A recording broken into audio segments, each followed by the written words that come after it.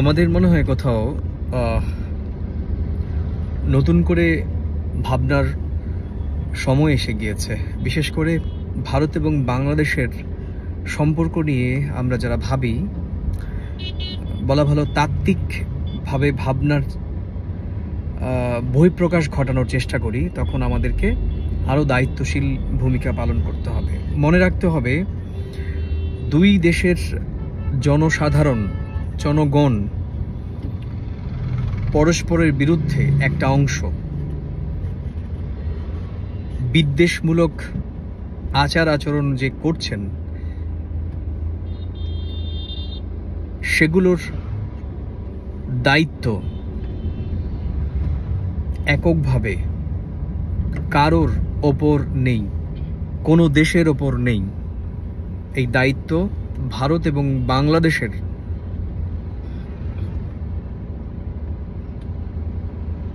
রাষ্ট্র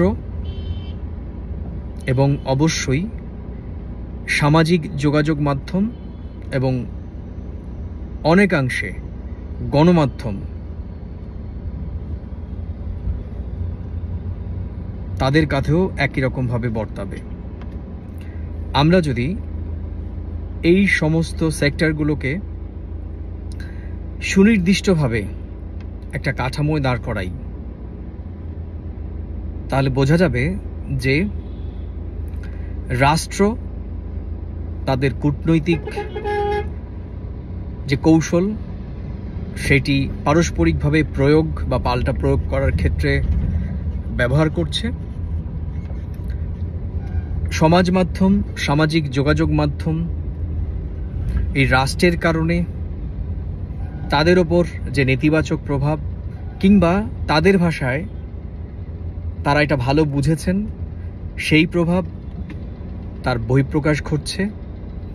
আর গণমাধ্যমগুলো রাষ্ট্রের সুবিধা নেবার জন্য এবং ওই শ্রেণী, যে শ্রেণীটা মনে করেন যে তারা যেটা বলছেন সেটা ঠিক, এই বিদ্বেষ বা বৈরিতা সেটাই শতভাগ ঠিক, তাদেরকে, সেই পাঠক কিংবা দর্শক, তাদেরকে পাওয়ার জন্য কিংবা রাষ্ট্রীয় সুবিধা পাবার জন্য এই কিছু কিছু গণমাধ্যম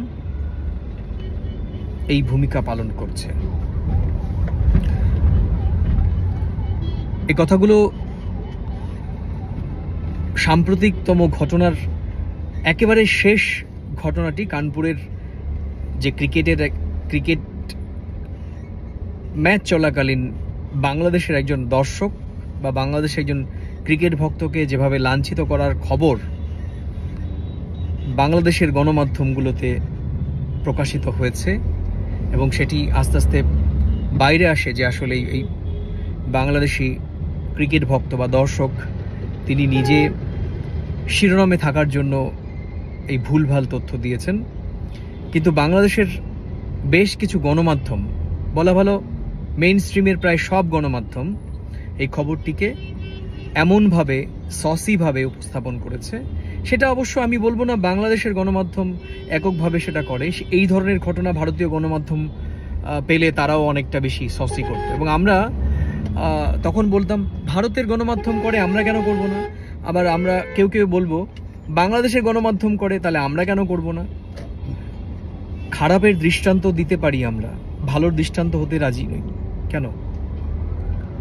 এখনই ভাবতে হবে, ভারত এবং বাংলাদেশের সম্পর্ক, সাধারণ মানুষের সম্পর্ক, এটা তো ঐতিহাসিক। এটাকে বারবার প্রশ্নবিদ্ধ করা হচ্ছে। এর থেকে বেরিয়ে আসতে হবে, আর সেটা না হলে অনিবার্য সংকট, এবং এই সংকটে কিন্তু উভয় দেশের সাধারণ মানুষ তারা ভুক্তভোগী হবেন। অন্ততপক্ষে আমার মতো মানুষ, বা আমি যেভাবে এই দুই দেশের সম্পর্ক নিয়ে ভাবি, বা আজকে প্রায় 2 দশক ধরে এই দুই দেশের সম্পর্ক নিয়ে গণমাধ্যমগুলোতে কাজ করে আমার যা অভিজ্ঞতা হয়েছে, তাতে আমি শুধু এটুকুন বলতে পারি যে এই দুই দেশের মানুষের মন সারা পৃথিবীর অন্য অনেক দেশের থেকে অনেক বেশি উদার, বিস্তৃত। কিন্তু এই দুই দেশের মানুষের মন খুব দ্রুত বিষিয়ে দেয়া সম্ভব। বাংলাদেশের মানুষ অনেকটা বেশি আবেগতাড়িত, ভারতীয় মানুষ আপেক্ষিক কিছুটা কম, অপেক্ষাকৃত কিছুটা কম। কিন্তু এই দুই দেশের মানুষই কিন্তু মূল যে বেজ, সেটি কিন্তু আবেগ, যা অনেকাংশেই ভুলভাবে আমাদের মস্তিষ্ককে নিয়ন্ত্রণ করছে। ভালো থাকবেন, সুস্থ থাকবেন, অবশ্যই নিরাপদে থাকবেন। আমি কিন্তু আপনাদেরকে কোনো জ্ঞান দেওয়ার জন্য আসিনি, এটা আমার নিজস্ব মতামত, এবং আমি বিশ্বাস করি এই মতামত দেওয়ার অধিকার বাকি সকলের মতো আমিও সংরক্ষণ করি। ভালো থাকবেন।